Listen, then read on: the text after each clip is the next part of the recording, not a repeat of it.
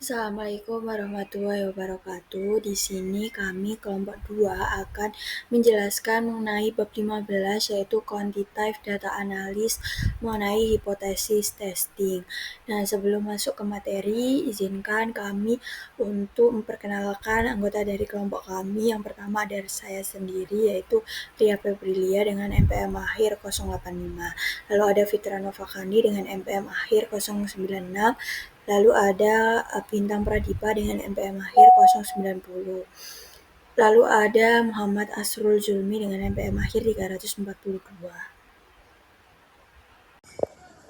Nah, di sini ada beberapa tipe. Yang pertama tipe 1 dan tipe 2 error plus statistical power. Nah, tipe 1 error terjadi karena kita menolak hipotesis 0 padahal sebenarnya benar. Misalnya kita menyebutkan ada pengaruh padahal kenyataannya tidak ada. Sedangkan tipe 2 error kebalikannya. Kita gagal menolak hipotesis 0 padahal sebenarnya salah. Jadi kita melewatkan efek yang sebenarnya ada. Nah, untuk itu ada konsep power, yaitu kemampuan tes benar-benar menemukan efek kalau efek itu memang ada. Power ini dipengaruhi oleh besar sampel, tingkat signifikan, dan besarnya efek. Yang selanjutnya yaitu ada choosing the appropriate statistical technique, yaitu setelah menentukan tingkat signifikansi, kita harus memilih teknik statistik yang tepat. Caranya dengan cara melihat jumlah variabel yang kita uji, skala data apakah metrik atau non-metrik, apakah asumsi parametrik terpenuhi, dan juga ukuran sampelnya.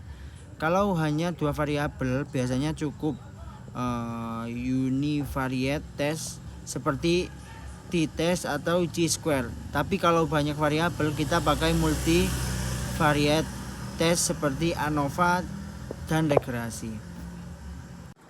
Nah, selanjutnya yaitu ada testing a single man atau one sample t-test. Nah, one sample t-test ini digunakan kalau kita ingin memberitahu apakah rata-rata sampel berbeda dari standar atau nilai pembanding. Misalnya rata-rata jam belajar mahasiswa di universitas kita 36,2 jam dibandingkan dengan standar nasional yaitu 32 jam.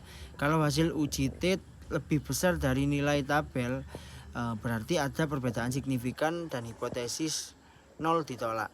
Nah, selanjutnya yaitu ada testing to relate means atau paired samples t-test, yaitu kalau kita membandingkan dua kondisi dalam kelompok yang sama, kita menggunakan paired sample t-test. Contohnya nilai matematika mahasiswa sebelum dan sesudah pelatihan. Kalau nilai uji lebih besar dari nilai tabel, berarti ada perbedaan signifikan, artinya pelatihannya itu berdampak. Yang terakhir yaitu ada non parametric alternatif, yaitu tidak semua bisa diuji dengan parametric test kalau datanya tidak normal atau bentuknya kategorik. Kita memakai uji non parametrik, misalnya Wilcoxon Signet Rank Test untuk data berpasangan yang tidak normal, atau McNemar's Test untuk data nominal sebelum atau sesudah. Prinsip tetap sama, kita cek apakah ada perbedaan signifikan tapi pakai alat uji yang sesuai dengan jenis datanya.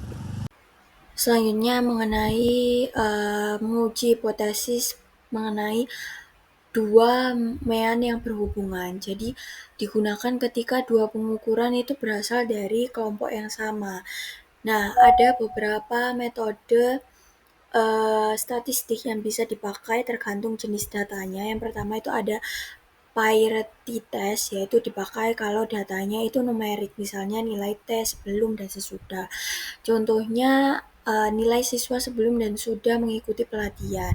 Lalu yang kedua ada Wilcoxon Signet Rank Test, yaitu dipakai kalau data numeriknya itu dipakai kalau datanya itu numerik, tapi distribusinya itu tidak normal.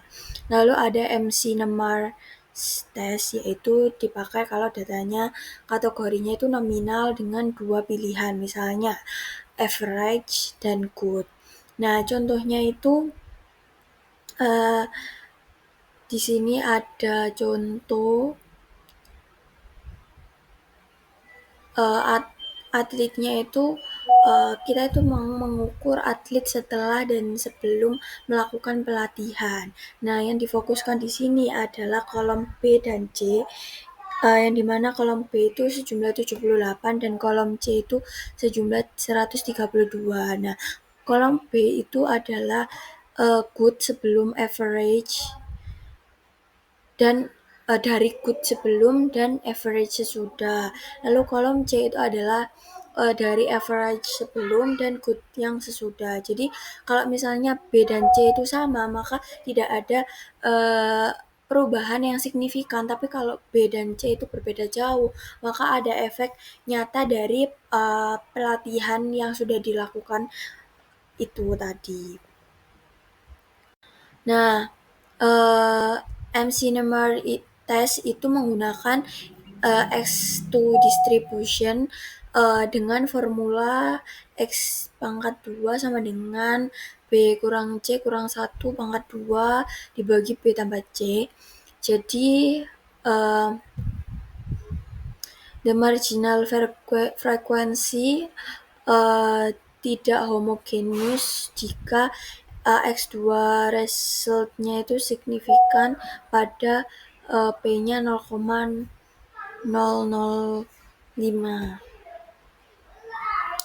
Jadi X2 value itu perhitungan dengan contohnya yang tadi itu seperti itu lalu menghasilkan 13,376. Nah, deviasinya adalah 1, sedangkan critical chi-square value-nya itu adalah 0,05. Maka untuk critical chi-square-nya itu adalah 3,841. Nah, the calculate result-nya adalah jika karena 13,376 itu lebih besar daripada 3,841, maka perbedaan signifikan metode CARE memang memiliki efek positif pada kinerja dari atlet. Nah, selanjutnya adalah menguji hipotesis tentang dua mean yang tidak berhubungan. Jadi ini tuh digunakan membandingkan dua kelompok yang berbeda pada suatu variabel yang biasanya diukur dengan angka untuk mengetahui apakah perbedaan rata-rata itu benar berarti signifikan atau hanya kebetulan semata. Contohnya itu apakah orang yang tinggal di kota besar memiliki pola investasi tabungan yang berbeda dibanding mereka yang tinggal di daerah semi perkotaan. Jadi bagaimana cara kerjanya? Jadi ada variabel pembeda yaitu independen biasanya berupa kategori skala nominal yang dibagi menjadi dua kelompok. Contohnya itu pegawai bagian marketing versus pegawai bagian akuntansi. Dan ada juga variabel yang diukur atau dependen berupa data angka, skala interval atau rasio. Contohnya itu besarnya gaji. Jadi tujuan uji T ini melihat apakah rata-rata mean dari kedua kelompok itu berbeda secara signifikan atau tidak. Selanjutnya adalah menguji hipotesis tentang beberapa mean. Jadi ANOVA itu digunakan untuk melihat apakah rata-rata mean dari jika lebih dari dua kelompok berbeda secara signifikan pada suatu variabel yang diukur dalam bentuk angka. Nah, gimana ANOVA itu bekerja? Jadi ANOVA itu menggunakan statistik F untuk menentukan apakah perbedaan rata-rata antar kelompok signifikan atau tidak. Jadi statistik F itu didapat dari perbandingan variasi antar kelompok dengan variasi di dalam kelompok. Jadi kalau nilai F itu besar dan signifikan berarti ada perbedaan nyata antar kelompoknya.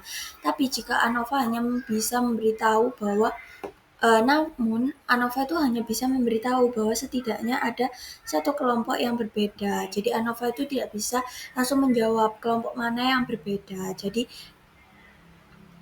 seperti itu. Selanjutnya adalah regresi analisis atau analisis regresi. Jadi analisis regresi itu digunakan untuk melihat hubungan sebab akibat antar variabel. Yang dimana variabel itu ada dua, variabel independen yang variabelnya itu mempengaruhi dan variabel dependen atau variabel Y yang dimana variabelnya itu dipengaruhi. Jadi contohnya itu kita menduga bahwa minat produk yaitu itu adalah variabel Y-nya dipengaruhi oleh persepsi kualitas produk, di mana kualitas produk adalah variabel X-nya. Nah, Eee, jadi regresi itu ada dua, yaitu simple regression analysis, di mana itu adalah regresi sederhana, yaitu metode statistik untuk melihat hubungan satu variabel bebas atau independen dengan satu variabel yang terikat, yaitu dependen. Nah, di situ ada uh,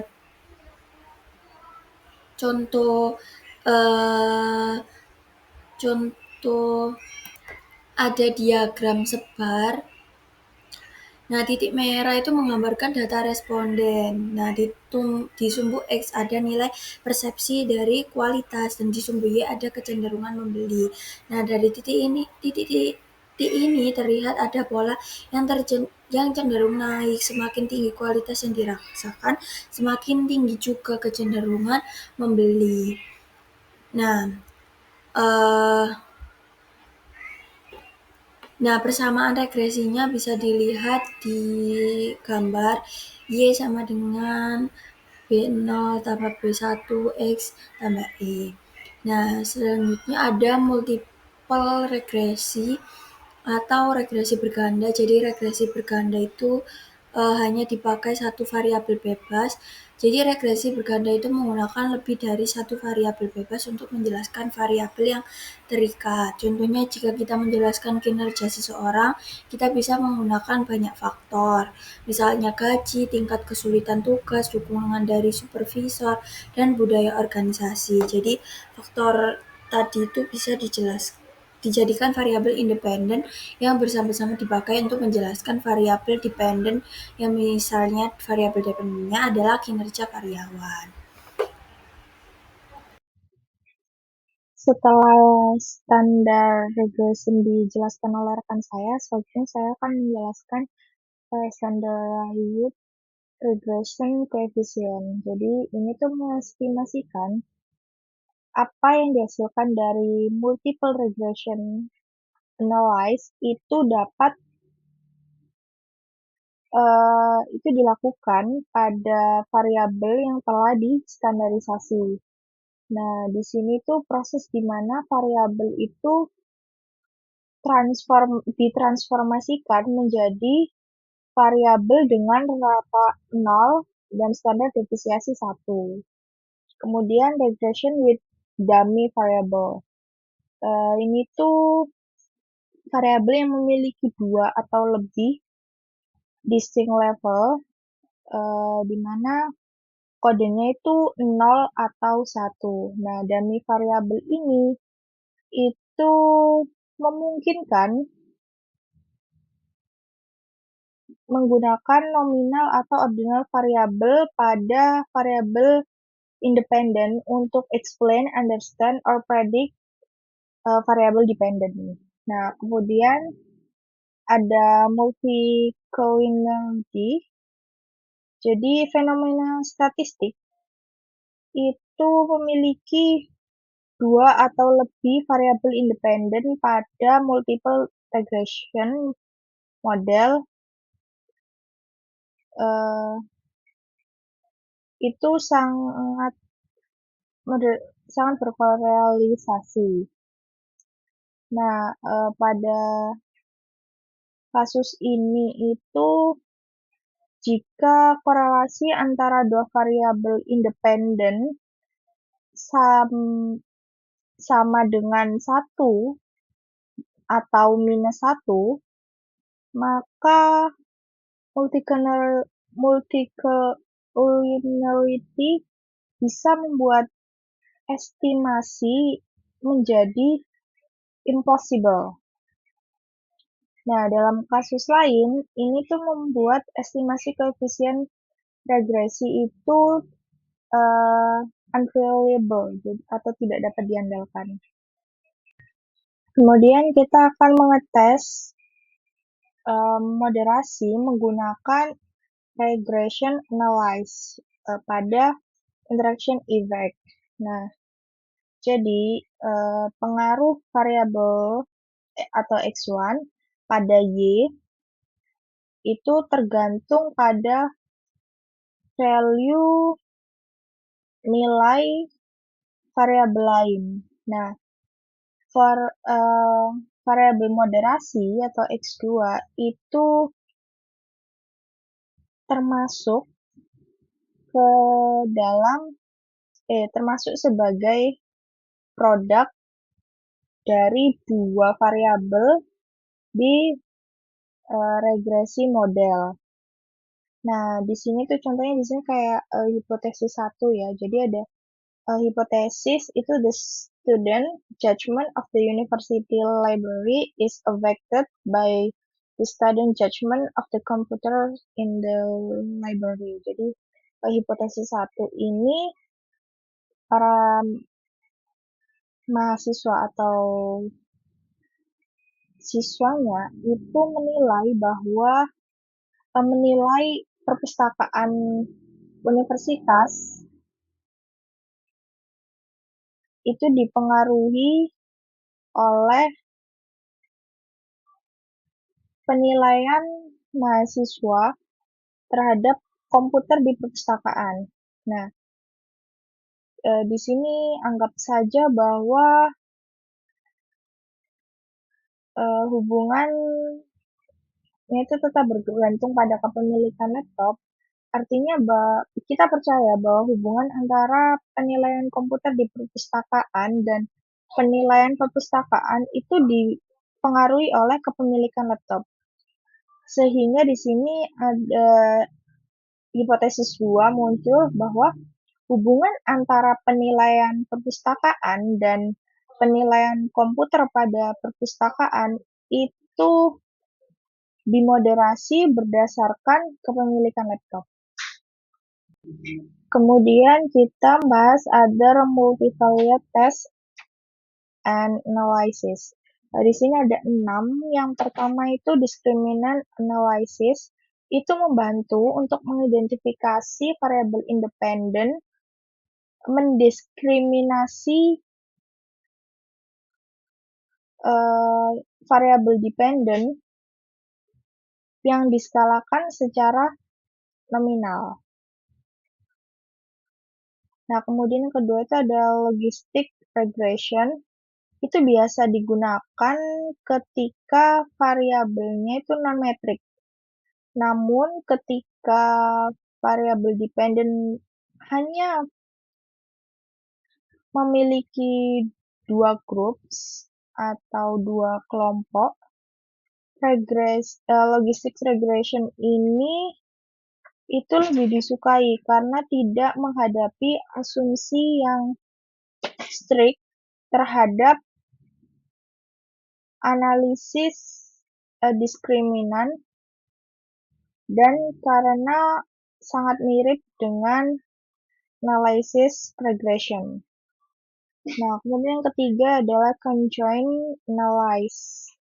Ini tuh merupakan sebuah ide yang dibangun berdasarkan gagasan bahwa konsumen tuh mengevaluasi nilai suatu produk atau layanan dengan menggabungkan nilai yang diberikan oleh setiap atribut.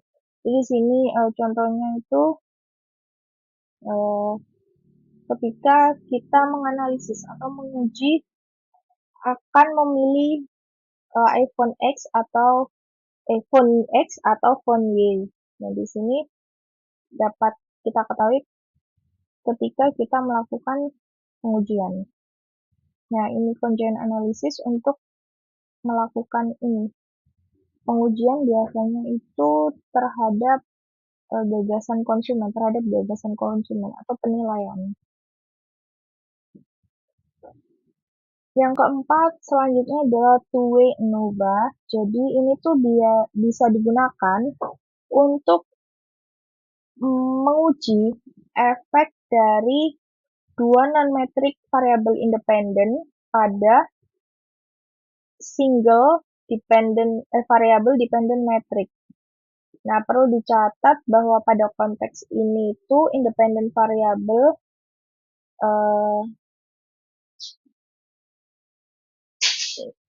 disebut sebagai faktor, dan inilah mengapa desain yang bertujuan untuk menguji efek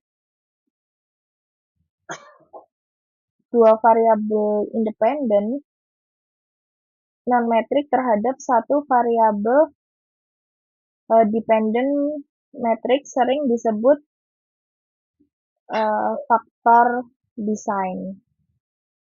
Nah, kemudian yang kelima itu ada MANOVA. Jadi ini tuh mirip ya kayak ANOVA, cuman kalau ANOVA itu hanya menguji variabel dependen pada satu waktu. Sedangkan MANOVA ini menguji semua variabel dependen itu secara bersamaan. Nah, kemudian yang terakhir yaitu canonical correlation. Jadi ini tuh untuk menguji, examine, hubungan antara dua atau lebih variabel dependen dan beberapa variabel independen.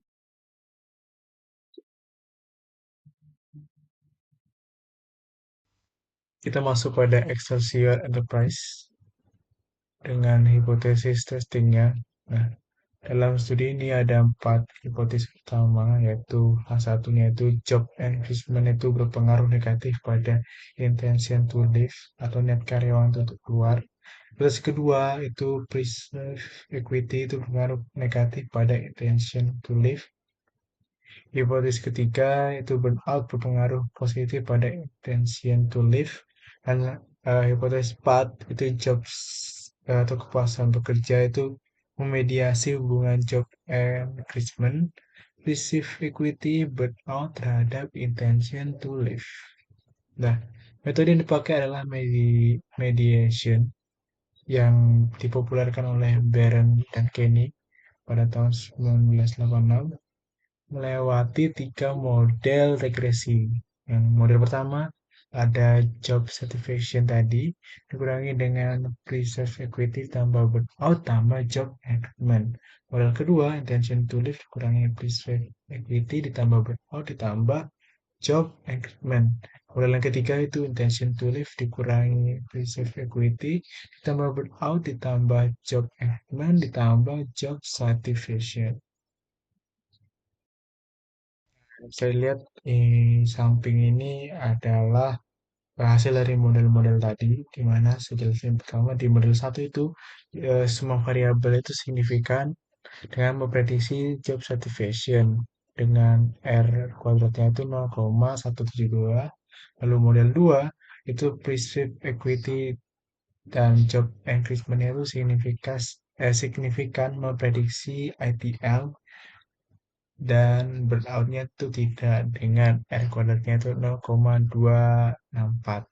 Dan model ketiga itu job satisfaction itu signifikan memprediksi ITL dan efek perceived equity dan job agreement ke ideal itu berkurang dengan R kuadratnya itu 0,577.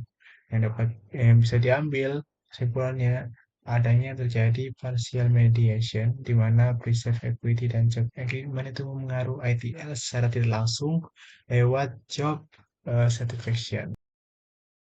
Nah, hasilnya ada overall interpretation and recommendation to the president. Dari hasil analisis, preserve equity itu rendah dengan rata-rata 2,44 banding 5 dengan karyawan itu merasa sistem kurang adil. Lalu job engagement-nya itu lumayan dengan nilai 3,49 banding 5 tapi masih di bawah standar perusahaan dan keduanya mengaruhi ITL melalui job satisfaction. Nah, rekomendasi yang bisa dilakukan itu meningkatkan persepsi keadilan, yaitu dapat memperbaiki sistem gaji, promosi, beban kerja, atau komunikasi dengan jelas jika sebenarnya sudah adil. Lalu dari desain pekerjaan agar lebih menantang dengan cara apa? Mengurangi pekerjaan repetitif, meningkatkan pengakuan dan penghargaan, dan menyediakan peluang promosi atau pengembangan keahlian. Ini akan meningkatkan job satisfaction atau kepuasan dari pekerja itu sendiri dengan menurunkan niat karyawan untuk keluar. Dan perlu diingat, model ini baru menjelaskan 57,7% variasi ITL dan sisanya 42% variabel lain itu belum digali. Selanjutnya ada data warehousing, data mining, and operation research. Nah, aku jelasin dulu soal data warehousing ini, di mana kita tuh membuat gudang data pusat dari berbagai departemen, mulai dari keuangan, produksi, sampai penjualan. Nah, setelah itu data itu diolah dengan OLTP untuk mendukung keputusan. Jadi intinya itu mengumpulkan dan menyatukan data supaya analisis itu jadi mudah. Lalu ada data mining, ini memakai algoritma untuk menemukan pola tersembunyi di gudang data. Contohnya itu kayak pola pembelian berdasarkan jam dan kode pos untuk mengatur stok, kasir, atau jadwal karyawan. Yang tadi ada operation research atau OR. Ini dimana metode kuantitatif atau matematis untuk memecahkan masalah kompleks seperti antrian, persediaan, rute, atau penjadwalan. Alat OR itu seperti decision tree, linear programming, network analysis, sampai model matematis. Jadi sebenarnya model kombinasi ketiganya itu dapat membantu manajer dalam mengambil keputusan berbasis data, bukan hanya sekedar intuisi. Ada beberapa software package yang berguna untuk data analisis. Yang pertama ada Lisrael, ini khusus untuk model persamaan struktural. Lalu ada MATLAB, ini implementasi algoritma numeric dan programan matematika. Ada juga M+, di mana ini berguna untuk analisis model kompleks seperti cross sectional, long longitudinal, sama multi level dan juga simulasi. Lalu ada software Qualtrics di mana ini mengumpulkan data online sampai analisis kepuasan. Lalu ada SAS atau STAT di mana ini analisis statistik yang lengkap, multivariat sampai time series. Ada SPSS, ini analisis deskripsi, inferensial, multivarian. Kalau ada SPSS Amos, mana SEM ini seperti Israel tapi berbasis SPSS. Yang terakhir ada Stata, ini software yang berguna untuk statistik umum, econometric, grafik, sampai manipulasi data. Nah, beberapa software ini tergantung masalah penelitian yang terjadi,